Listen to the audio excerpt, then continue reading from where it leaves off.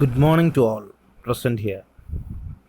I am Rabinsha Rahim, Assistant Professor, Department of Commerce. I am before you to take the first module relating to the introduction to company law. So, in this module, we are learning about the basic meaning of the company with its characteristics as well as its type and the main documents which are kept compulsory.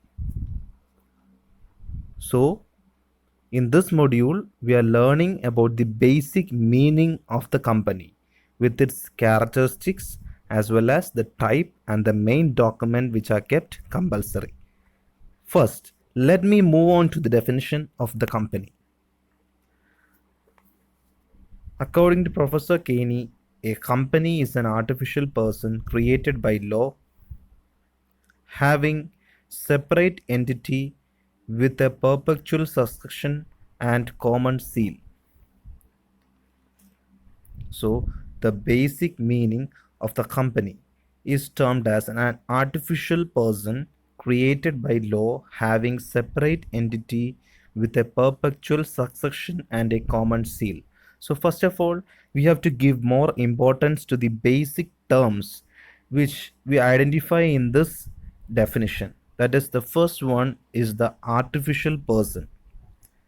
Artificial person means it has no body, no soul like a natural person and which is created by law. Then comes the separate entity. That means separate entity means the existence of the company is independent and separate from its members. Then the other term perpetual succession. The term perpetual succession means the continuous existence of the business. Otherwise, we can say that a company never dies. It moves on like the going concern concept of the accounting based. And the last term is the common seal. Refers to the authorized signature which makes a company distinct from others. So, artificial person, separate entity, perpetual succession, and common seal. These are the terms which we have to give more importance to the definition of a company. So, these are the basic characteristics of the company as well. So, we can move on to the next topic, that is the characteristics of a company. So as we have discussed earlier the definition of the company, we have learned about the artificial person, separate entity, perpetual succession and a common seal. So the characteristics are, first one, the artificial person that I have already told you about. It has no body, no soul like a natural person and which is created by the law. Then comes the separate entity, which means the existence of the company is independent and separate from its members. Then the next point is the perpetual succession. The term perpetual succession means the continuous existence of the company, or we can say that going concern concept. Then next one is the common seal, which means the authorized signature which makes a company distinct from others. So we have the other two characteristics, that is the limited liability and the share capital. Limited liability means the obligation of the members. So under liability, we have two types of liability, that is company limited by share. That means limited liability by share, and the second is the company limited by guarantee. So under limited liability, we have two types, that is company limited by shares and the company limited by the guarantee. Company limited by shares is termed as the liability of the members is limited to the extent of the shares held by them. So, liability by shares means it refers to the extent of nominal value of shares held by them.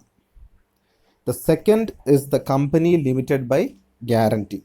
That means the liability of the members is limited to the assets of the company during the liquidation of the company. That means the members under limited guarantee have to contribute some of their assets in order to cope up with the liquidation of the company. Next is the share capital. Share capital is termed as it is the small unit of the authorized capital which is issued to the public for subscription. The money so raised is called the capital of the company. So once again I will discuss about the characteristics of the company. That is, first one, the artificial person, separate entity, perpetual succession, common seal, limited liability, and last one is the share capital. Next, we are moving on to the classification of the company. So the company is divided according to the various bases. The first basis is the incorporation. The second is the control. Third one is ownership. Fourth one, it is classified on the basis of number of members or size. Then last one, new generation.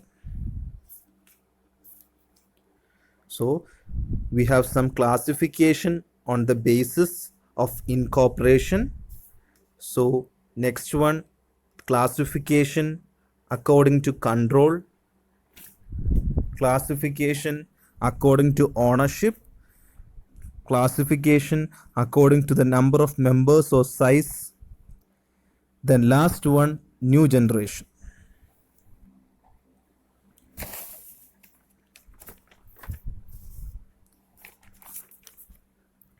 So incorporation means it is the legal corporation, which means something which is formed legally. So the first term, that is incorporation basis, means a company is formed legally. Second one, control. Control means the power to influence other company. Then ownership, the act of possessing something. That means the possession of the thing is known as ownership. Then comes the number of members or size. Then the company is divided according to the base of new generation. That means the recent version of the company. New generation means the latest versions of the company. So on the basis of incorporation, that is the first term on the classification of a company, on the basis of incorporation, the company is divided into four types. The first one, chartered company. The second one, statutory company. Third one, registered company. And last one, foreign company. So first one, chartered company. Chartered company is one which is incorporated under a special charter granted by the King or the Queen of England in the exercise of prerogative powers. Example, East India Company, Bank of England, Standard Chartered Bank. So these chartered banks are governed by the provision of special charter under which they are formed. The charter defines the nature and power of such company. So once again I will explain about chartered company. Chartered company is one which is incorporated under special charter granted by the King or Queen of England. And some of the examples of chartered companies, for example, East India Company, Bank of England, Standard Chartered Bank, etc. And these defines the nature and the power of such company. The second one is a statutory company.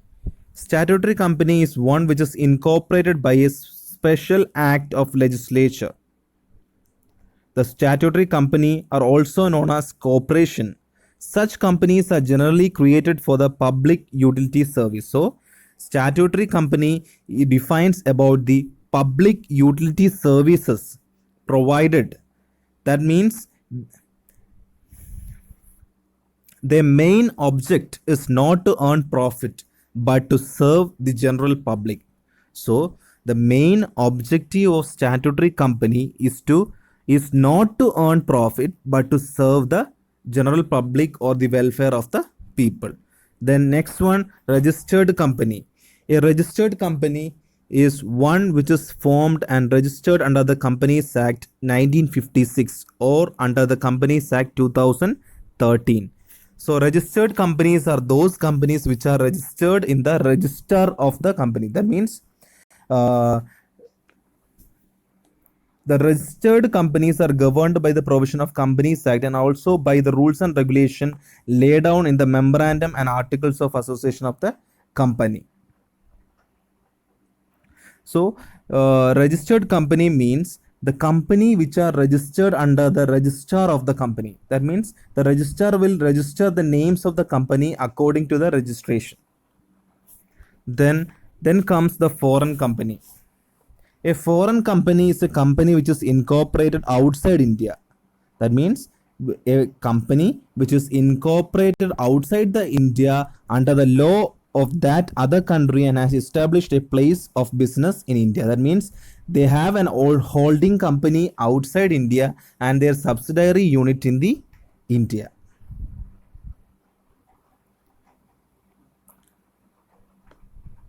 Next one, on the basis of control.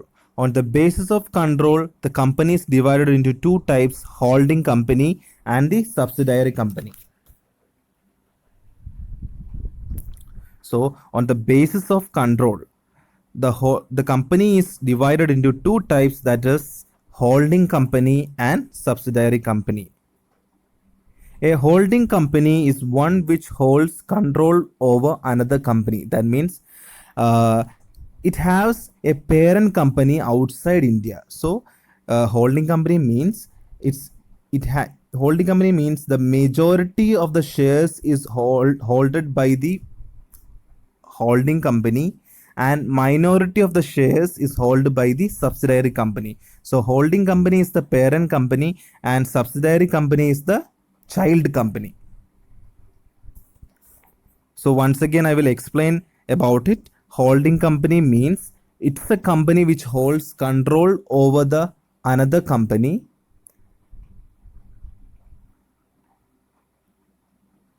and subsidiary company is one which is controlled by a holding company. Then on the basis of ownership, the company is divided into two types. That first one is the government company, second one non-government company. Government company means any company in which not less than 50% of paid capital is held by the central government or by any state government or partly by the central government. A subsidiary of a government company is also treated as government company. So government company means it is fully authorized by the government officials and the government parties. So non-government company are those company which is under the control of the private sector. So on the basis of ownership, you have two types. That is, first one the government company, second is the non-government company. So government company is fully controlled by the government, whereas non-government companies is not a government company which is fully controlled by the private sector. On the basis of number of members or size, the company is divided into two types. That is, first one public company and second one private company. The private company means a company which is not public, and public company means a company which is not private. So once again I will explain. On the basis of number of members or size, the company is divided into two types. That is, first one, the public company, and second one is the private company. So a public company means a company which is not a private company and has a minimum paid up share capital which is entrusted with them. And private company are those company whose articles of association restrict the transferability of shares and prevent the public at large from subscribing to them. That means you just understand only the basic meaning, that is public company is what is that. A public company is a company which is not private. That means it is controlled by the government. And private company means it's a company which is not public based, but it is controlled by the private sector, and the private sector has the monopoly control over the profit of the business. On the basis of new generation, and the last classification, that is on the basis of new generation or the latest version of the company is divided into, first one man company, then small company, dormant company, nidhi, associate company. So on the basis of new generation, the company is divided into one man company, small company, dormant company, then nidhi, last one, associate company. One man company refers to a single person can alone start a company. One man. So you just look on to the term one man. That means a single person can start a company. Then comes the small company. Those companies which are formed with limited employees. So small company refers to those companies which are formed with limited employees. Then next one, dormant company. Those companies which are not carrying out any business or receiving any form of income, but they are kept for tax purpose. So dormant company means those companies which are not carrying out any business. They are not actually carrying out any business, but or receiving, or they are not receiving any income from their business, but they are still working for the purpose of tax benefits. The next one, nidhi. It's a company which has been incorporated with the objective of developing the habit of thrift. Thrift means savings, and receives deposits and lent to the members. So nidhi is another form of company which is based in the new generation company, which has been incorporated with the object of developing the habit of savings among the people. So nidhi is a company which has been incorporated with the object of developing the habit of thrift and received deposits and lent it to the existing members. Then last one, the associate company. As we have discussed earlier about the holding company and subsidiary units, associate company is same as the holding and subsidiary units. That means the holding company holds majority of the shares and the subsidiary company holds minority of the shares. So holding company is the parent and subsidiary is the child of that parent.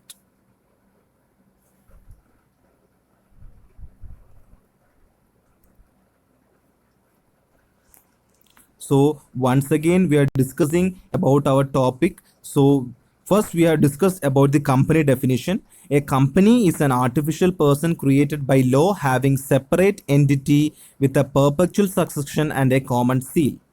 So then we discussed about the characteristics of a company. First one, artificial person, separate entity, perpetual succession, common seal, limited liability, share capital. Then we move on to the classification of the company. That is, first one, the company is divided according to the basis such as, first one, incorporation, control, ownership, number of members or size, new generation. On the basis of incorporation, company is divided into, first one, chartered company, second one, statutory company, then registered company, last one, foreign company. On the basis of control, the company is divided into two types: holding company and subsidiary company. On the basis of ownership, the company is divided into two types: government company, non-government company. Then on the basis of member or size, the company is divided into first one public company, second one private company. On the basis of new generation, one man company, small company, dormant company, Nidhi, associate company.